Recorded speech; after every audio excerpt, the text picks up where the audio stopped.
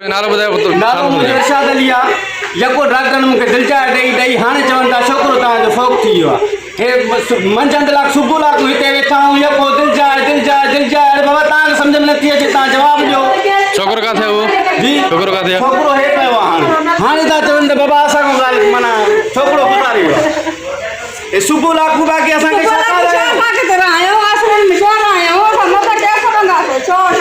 मां न छॾींदोमान मां आहियां ग़रीब पर न छॾींदोमान हर कंहिंखे दान ॾींदो। डॉक्टर कहिड़ो हुयो त ड्यूटी ते?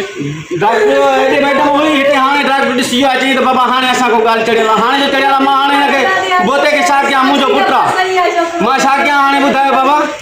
तव्हां पाण नालो मां पाण इरशाद अली पाण अबड़ो आहियां वधो आहियां ज़ाति जो। हाँ बाक़ी डॉक्टर कहिड़े हंधि थो ॾेखारियो? मां डायरेक्ट वञी एनसी थो कटायां डॉक्टरनि सभिनि जे मथां जेके बि हिते सरकारी चलिए कहिड़ो डॉक्टर?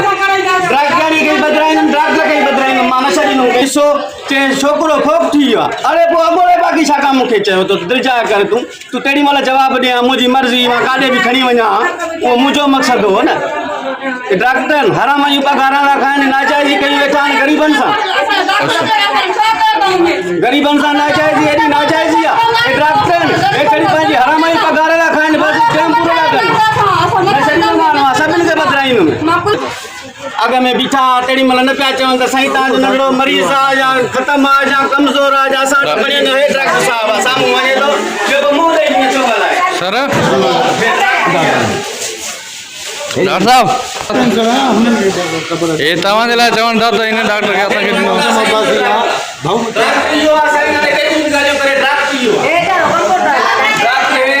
तव्हांखे हिन जो जवाबु ॾिनो।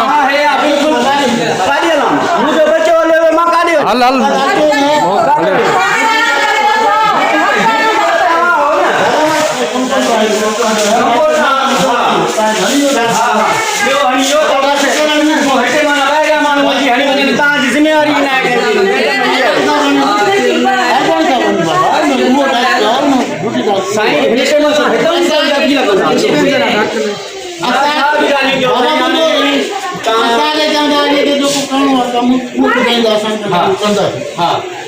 ड्यूटी कंजी सर ड्यूटी कंजी सर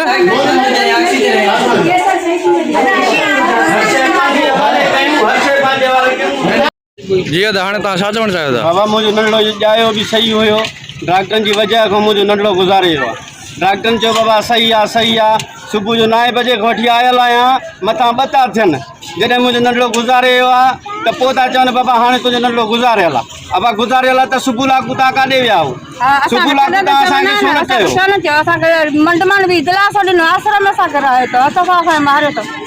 एॾी नाजाइज़ी असां सां नाजाइज़ी वॾी थियल आहे। वराए महिरबानी जेको आहे न हितां रते ते रहिया जेके बि डॉक्टर आहिनि इन्हनि खे हितां नौकरी फसी वञे छो त मासूमनि जी ज़िंदगी जा सौदा करण वारा आहिनि। डॉक्टर न आहिनि सौदो करण वारा आहिनि मासूमनि जी ज़िंदगी। हीअ असां सां नाजाइज़ी आहे। 10 बजे जा आयल मथां 2 था थियनि हाणे मुंहिंजो नंढड़ो गुज़ारे वियो तव्हांखे ॼण ॼाण न आहे।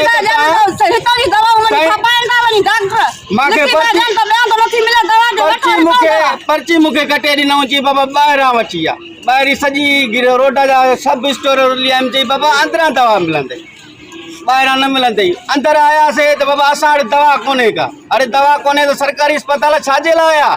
असां ग़रीबनि आवामनि लाइ आहे न या तव्हां जन लाइ आहे?